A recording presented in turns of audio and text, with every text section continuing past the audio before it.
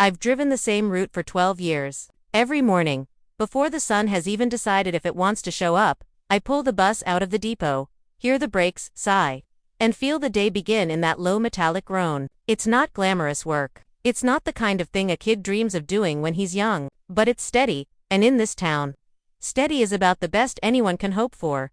There's something comforting about routine, the same faces, the same stops, the same old song the radio plays that nobody listens to. I know which kids will be late, which ones will fight for the back seat, which parents will wave half asleep from their porches. Nothing changes much out here. The hills stay the same. The seasons come and go quietly, until the girl showed up.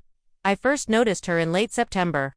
The kind of morning when the air bites your lungs but smells clean. She stood by the stop near the bend where the road cuts through the line of birch trees before heading down toward the river. Small thing, maybe 7 years old, pink coat, boots that looked one size too big, and a backpack that seemed to weigh more than she did. She wasn't waiting with the other kids. She stood alone, a few meters from the shelter, right by the old wooden bench. No parent, no sibling, just this tiny figure in the fog, holding a little lunchbox against her chest. At first, I thought maybe she was new in town. Kids come and go sometimes when families move for work. But when I opened the door and leaned out, she didn't move. "You getting on?" I asked. She just shook her head. "You waiting for someone?" She nodded, and that was it. The light turned red behind me, and I had to keep going. But something about her stayed in my mind all day. The next morning she was there again. Same spot. Same coat. Same little hands gripping that lunchbox like it held the universe inside. I slowed down, opened the door, leaned toward her. "Hey, you sure you don't need a ride?" She shook her head again. "You waiting for the school bus?" "No," she said softly, her first word to me. Her voice was small but clear, like the first note of a song you don't know yet. "Then what are you waiting for?" She looked down the road, toward the turn that disappears behind the birches. "The other one." "The other what?" But she didn't answer. Behind me, one of the kids yelled that we'd be late, and the air brakes hissed impatiently. I sighed, closed the doors, and pulled away, watching her in the rearview mirror until she disappeared into the mist. For the next few weeks, she was there every single morning, rain or frost, always the same spot, always the same quiet posture. Sometimes she'd hum to herself. Sometimes she'd pick a flower from the ditch and hold it until it wilted. Once, I stopped again and offered her an umbrella. She shook her head. "Mommy doesn't like umbrellas," she said. That word, mommy, stuck with me. When you drive a bus long enough, you learn to read stories in small gestures. A bruise on a knee, a missing lunchbox, a kid looking out the window too long. Most of the time, you don't ask questions, you just drive. You learn that sometimes the world breaks quietly, and all you can do is keep the wheels moving. But this girl, she was the quietest break I'd ever seen. One morning, I asked around at the depot, "Any of you know a kid waiting by the river bend?" Old Marty, who's been driving longer than I've been alive, shrugged. "That's the St. Mary's stop, right? Ain't been a kid on that list in years. The old Turner house was the last family near there. Moved out after the fire." Fire. The word hit me strange. "You sure?" "Yeah," he said. "That whole stretch is empty. Just that cottage by the hill. Place has been boarded up since, 3-4 years ago." I didn't ask more. I didn't want to sound like I cared too much, but all day, the thought burned quietly in the back of my mind.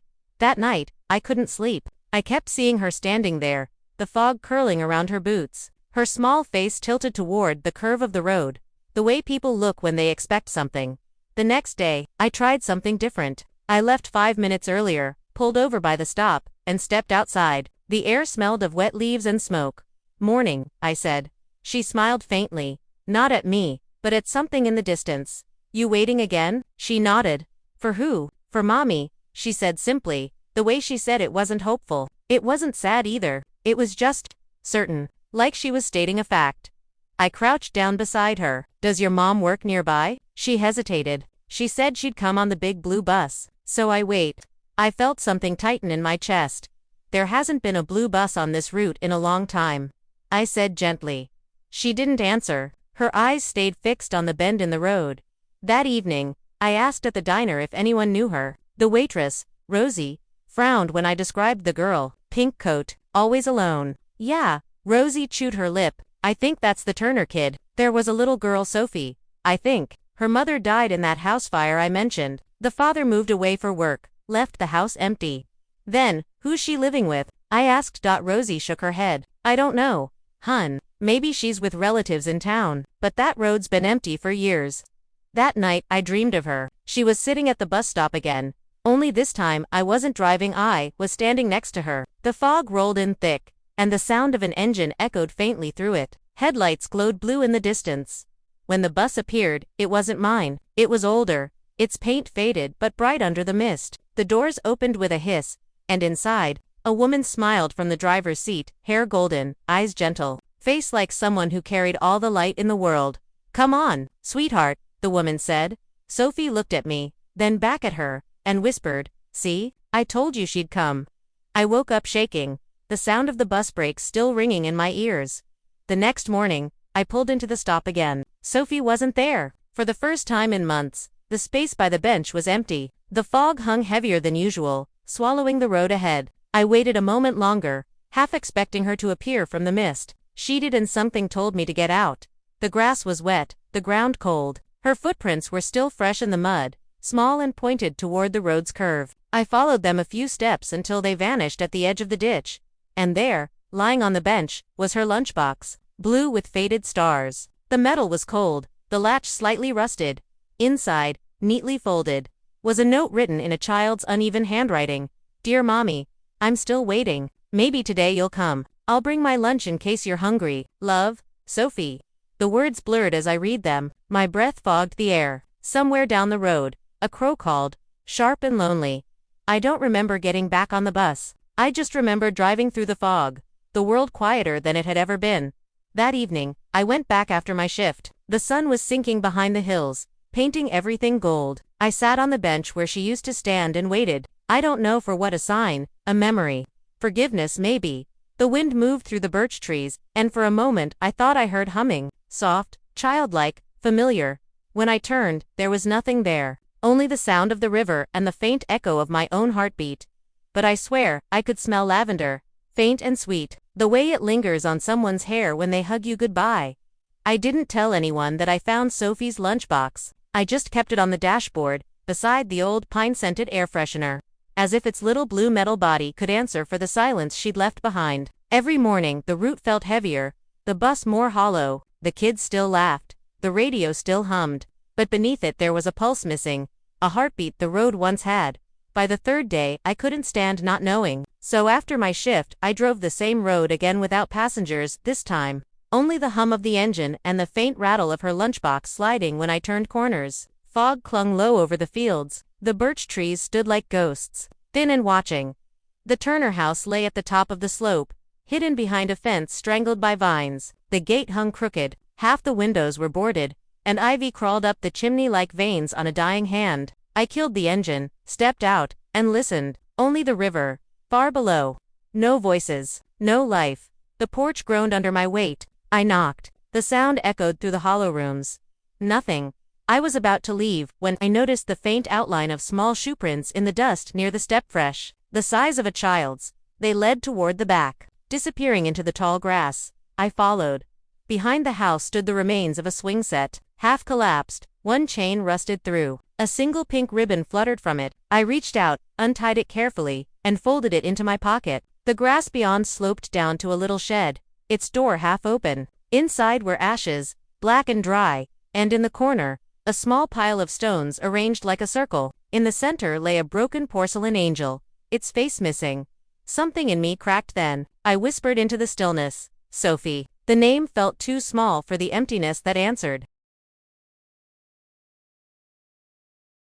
At the diner that night, I told Rosie what I'd seen. Her expression darkened. They said after the fire, they found the mother upstairs. Smoke inhalation. The girl wasn't there. Everyone thought the father took her away. Then who have I been seeing? Rosie shook her head. Sometimes, grief leaves its own kind of shadow. I wanted to laugh it off, but the words stuck. A shadow, that's exactly how Sophie had felt. Not unreal, but too still, like she belonged to the in-between. For the next week, I kept driving the route. Every morning, I slowed by the stop. Empty. Every evening, I stopped again, just long enough to feel foolish. Then one day, as the sky began to snow its first flakes, I saw movement by the bench. She was there, the same pink coat, though thinner now, her hair pulled into two uneven braids. I stopped the bus, heart pounding. When the doors hissed open, cold air swept in. You scared me, I said. She smiled faintly. You still drive this road? I always do. Thought you moved away?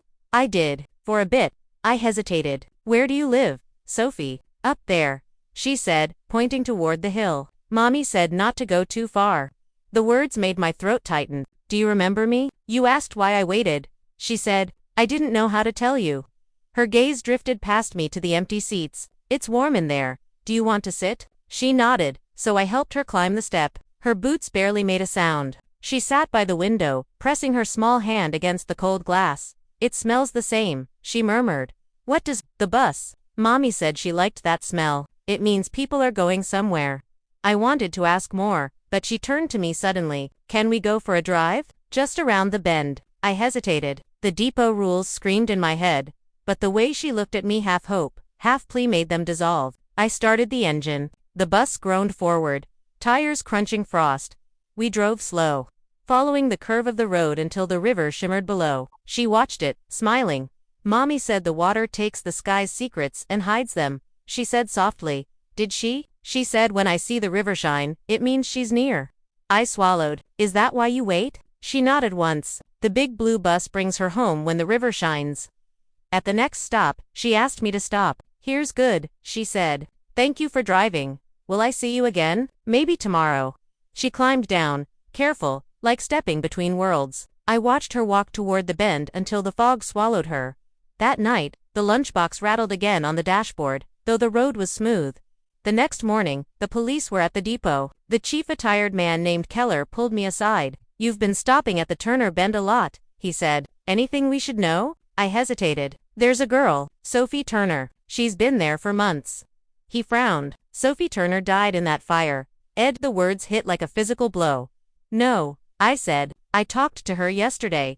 Keller looked at me with that kind of pity reserved for people who don't understand what they're saying. They found her backpack in the rubble. Her lunchbox too.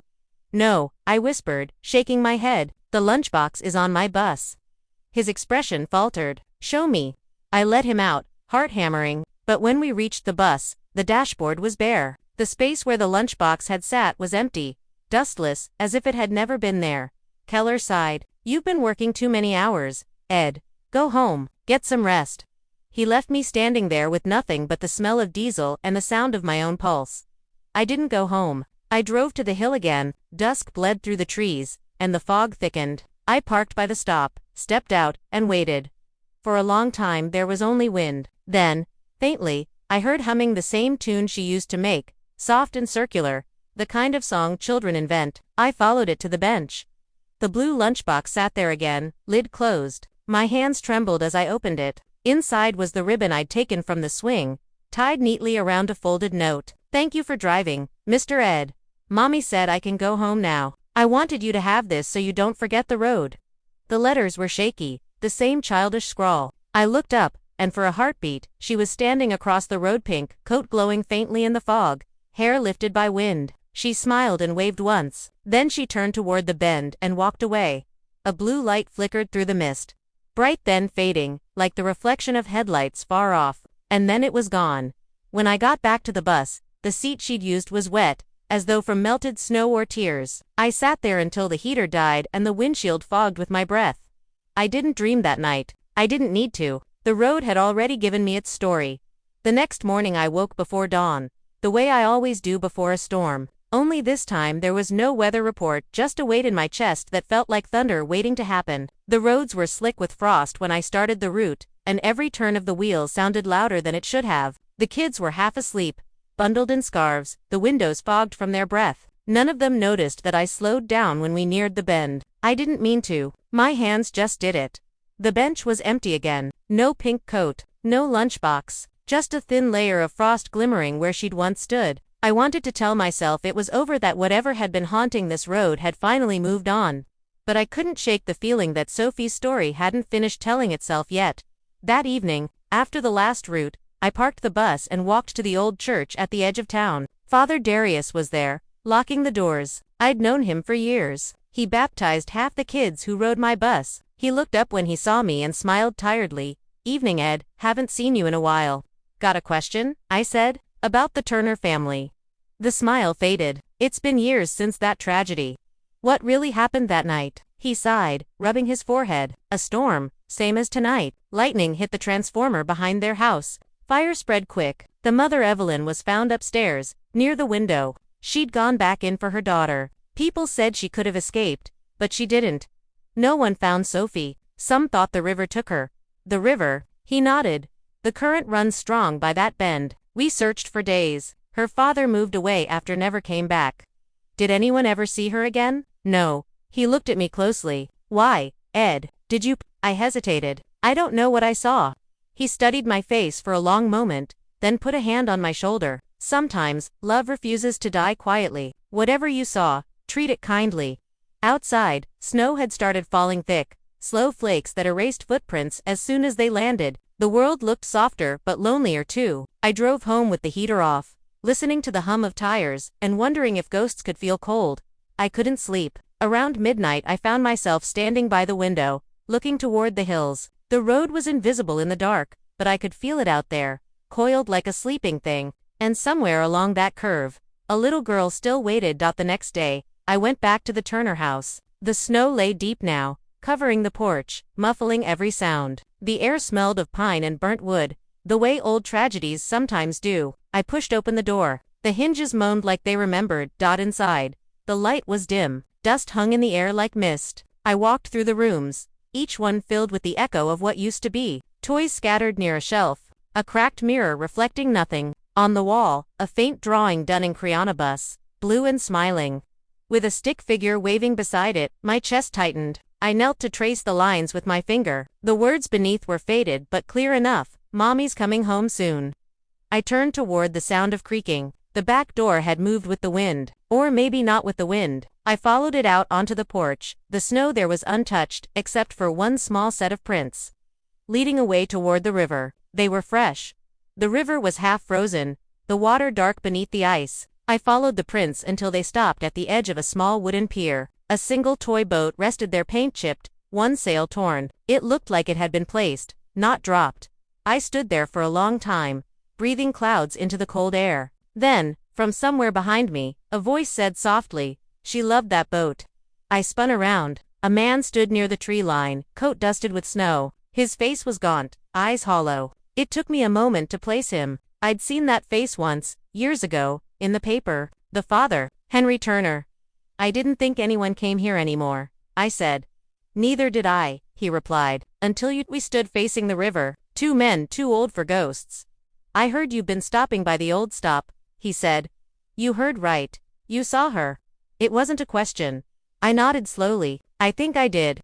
He closed his eyes. "Evelyn used to tell her stories about that bus. Said when people we love have to go away, the angels drive them home on the big blue one. When the fire took her, Sophie believed it literally. She waited every day for that bus to bring her mother back."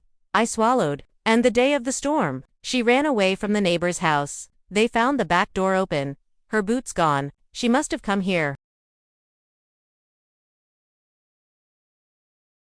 He looked toward the water. "They found the lunchbox days later, caught between the rocks. I buried what was left of it with Evelyn. I thought, that was the end." He turned to me, eyes bright with something between hope and grief. "But if you saw her." "I did," I said quietly. "She talked about the blue bus. She said her mother was coming back." Henry's breath caught. "Evelyn drove a blue bus. Before we married, she worked for the town line. That's how they met, her and Sophie's love for engines, for roads. Maybe that's why she keeps waiting." The words hung between us like frost. He asked me to show him where I'd seen her. We walked through the snow to the bench. It looked smaller now, the paint flaking. The river murmured below. I told him about the notes, the humming, the light. He listened without interrupting. Then he said, tomorrow is her birthday. She'd be 8. We stood in silence. The air felt heavy, full of unsaid things. Finally he said, if she comes again, tell her I'm sorry. Tell her it's time to rest. I nodded, unable to speak. That night, I returned one last time. The snow had stopped. Moonlight laid silver paths across the road. I parked the bus, turned off the engine, and waited. The world was so quiet I could hear the river moving under its ice. After a while, I saw her. She stood by the bench, hair glowing in the pale light, the ribbon fluttering gently. She looked just as she always had, pink coat, small boots, eyes full of distance. I opened the door. "Hey kiddo," she smiled. "You came back. Always." She stepped closer. "Is mommy here?" I hesitated, then knelt. "Not the way you think, but she's waiting somewhere better. And your dad, he wanted me to tell you he's sorry."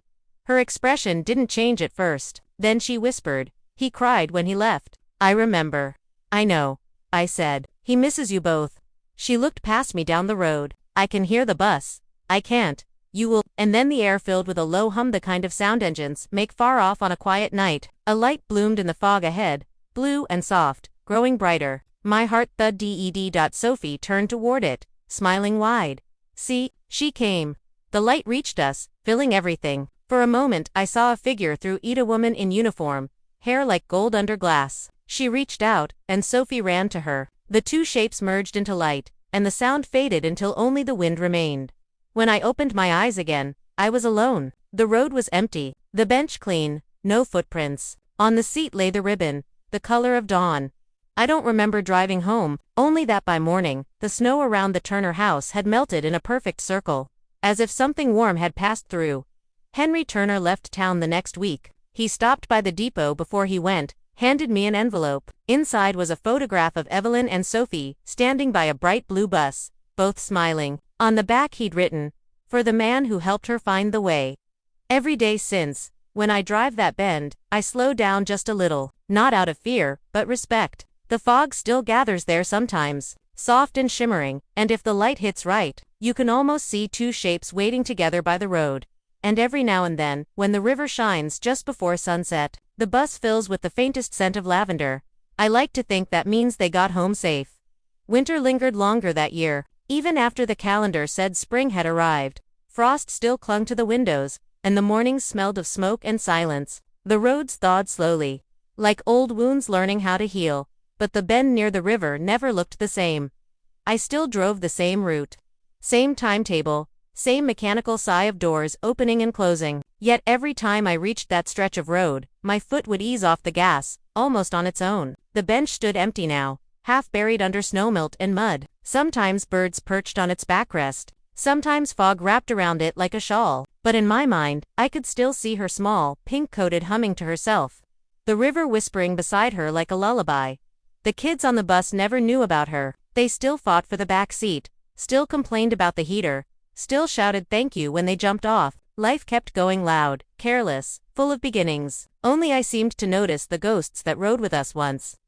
A little girl with pigtails dropped her crayon box under the seat and crawled down to fetch it. When she stood up again, she asked, "Mr. Ed, who's the lady with the blue coat in the back?" I glanced in the mirror. The seat she pointed to was empty. My throat went dry. "Maybe just a reflection," I said, forcing a smile. She nodded and sat back down. But for the rest of the ride, the faint scent of lavender hung in the air. After that, I started attending church again. Not every Sunday, just enough to feel like I was trying to make sense of things. Father Darius never asked questions. He only smiled when I slipped in during the quiet hymns. He seemed to understand that some prayers don't need words. One evening, after everyone left, I stayed behind. The stained glass glowed with the last light of day, and the candles flickered like small, stubborn hearts. I stood near the back pew, hands shaking, and whispered, "If they're really gone, thank you for letting me see them one more time." The silence that followed wasn't empty. It felt like being heard. Henry Turner never returned to town, but he wrote me a letter a few months later, simple, short. The kind of letter a man writes when he's trying to keep from breaking. "Ed, I sold the house by the river. Couldn't stand the quiet anymore. I've moved to the coast. Sometimes I walk by the docks at dusk, and the light turns the water the same color as that old bus. I like to think she's somewhere on those waves, riding home. Thank you for staying with her when I couldn't. I folded the letter carefully and kept it in the glove compartment of the bus. It stayed there, next to the faded ribbon Sophie left behind, as the seasons turned. The story of the girl by the road became local folklore. People whispered about seeing a child near the bend on foggy mornings, or catching a glimpse of a blue shimmer in their mirrors. The kids started calling it Angel's Stop. Every year, someone left flowers there. No one ever admitted who. One morning in April, I saw a small bouquet of daisies tucked under the bench. They were fresh, wrapped in newspaper, tied with twine. I stopped the bus, stepped out, and crouched beside them. A note was pinned to the bench, for the girl who waited, and the driver who stopped. I didn't recognize the handwriting. Maybe it didn't matter. Some kindnesses don't need signatures. Around midsummer, I began seeing her less in memory and more in light. The sun would rise through the birch trees, scattering beams across the windshield, and for a heartbeat the road would look alive, gold and green and forgiving. That was when I realized something simple. I wasn't waiting for her anymore. I was carrying her with me. She wasn't a ghost haunting the road. She was a reminder that every person you pass might be fighting to be seen. A little girl had taught me that. One afternoon, school ended early because of a heat wave. The bus was quieter than usual. Halfway through the route, I noticed a boy staring out the window, tears streaking his dusty face. He was one of the quiet ones, new in town. I pulled over by the shade of a tree. "You okay, champ?" I asked. He wiped his nose. "Dad said he's not coming back." I hesitated, feeling the ache of old words echo through me. I didn't know his story, but I knew what it was to wait. So I said, softly, "Sometimes people don't come back the way we want them to. But that doesn't mean they stopped loving us. It just means they're finding a way to send the love another way." He looked at me doubtfully. "Like how?" I smiled faintly. "Maybe through someone who drives the same road every day." He didn't understand completely, but he smiled anyway. When he got off, he turned and waved, and for a second, I could almost see another small hand waving beside his, a faint echo. Pink sleeve, soft light. That night, I parked the bus later than usual. The depot was empty, quiet except for the sound of crickets outside. Before locking up, I sat for a while in the driver's seat, looking at the rows of empty benches. In the reflection of the rearview mirror, the seats seemed to glow faintly under the cabin light, as if every passenger, living or gone, had left a trace of warmth behind. I reached into the glove compartment, took out the ribbon, and tied it around the mirror. It fluttered gently in the draft, a small, simple reminder that some journeys never truly end. When I turned off the engine, the silence felt peaceful this time, like the hush after a long song finally finds its last note. The next morning I woke to the sound of rain, heavy, rhythmic, cleansing. On the way to the bus depot, I slowed at the bend, like always. The fog hung low, but through it I saw a shimmer, not a person, not quite light, but something between the two. It hovered near the bench, then faded as the rain thickened. I smiled, whispering to no one, "Good morning, Sophie." The road curved ahead, endless and wet, waiting for the next passenger, and I drove on the hum of the engine steady, the scent of lavender faint but certain. A year passed before I went back to the cemetery. Spring had returned in full, soft and slow, the kind of spring that didn't announce itself with flowers, but with the sound of thawing rivers and windows opening again. Birds nested in the birches along the road. The world had moved on, as it always does, but the road still carried her name in the silence between turns. The bus route had changed that winter, new stops, new faces, but I still drove the same old vehicle. Same engine hum, same leather seat worn smooth beneath me. People asked why I didn't request a new one. I told them I liked the way this one sounded when it started. What I didn't say was that it was the only thing that still held her memory. The children who rode with me now were younger. They never knew about Sophie, but every time we neared the river bend, they quieted, almost instinctively, as if something gentle in the air told them to listen. On a quiet Sunday morning, I left the depot early and drove to St. Mary's churchyard. I parked near the back gate, where the gravel meets the grass. The air smelled of rain and lilacs. 2 graves rested under the same oak, Evelyn Turner and, beside her, Sophie Marie Turner.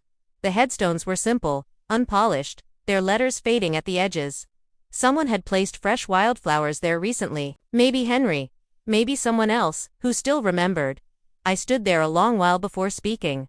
"Morning, kiddo," I said softly. "I still drive your road." A breeze moved through the branches, scattering petals over the stones.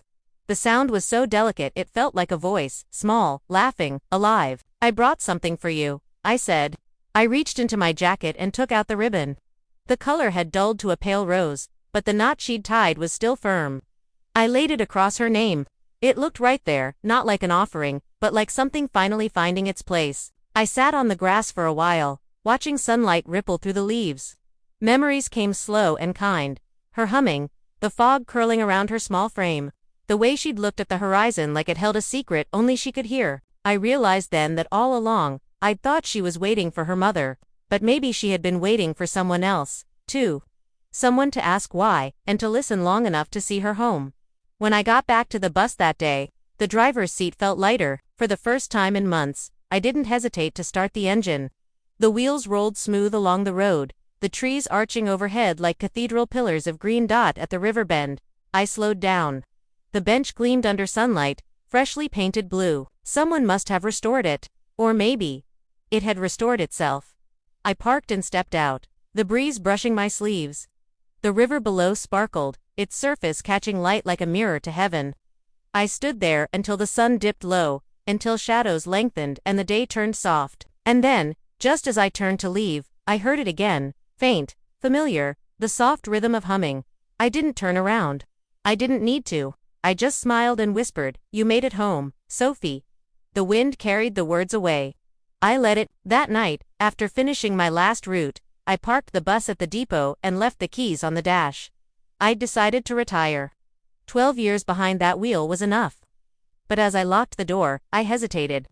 There, hanging from the mirror, the ribbon fluttered one last time. For a heartbeat, I caught a scent of lavender. I whispered, "Thank you for the ride," and walked away. They say the new driver still hears things on foggy mornings humming. Laughter, the faint sound of another engine running alongside his when the river shines blue. The kids don't mind. They say the bus feels safe, like someone's looking after them. Maybe that's true. Maybe Sophie's still watching the road. Or maybe the things we love never really leave. They just find better ways to stay. I still visit the river sometimes. The bench is never empty anymore. Someone always leaves flowers there, daisies. Usually and tied to the armrest is a little blue ribbon. The road curves gently after that, leading back toward town. I follow it every time, the sun warming, the wheel beneath my hands, the sound of the tires humming like an old lullaby. And though the bus is gone now, I swear, when I close my eyes, I can still hear it, the quiet hiss of doors opening, the echo of small boots on metal steps, and a soft voice asking, "Are we going home now?" "Yes, sweetheart. We're finally home."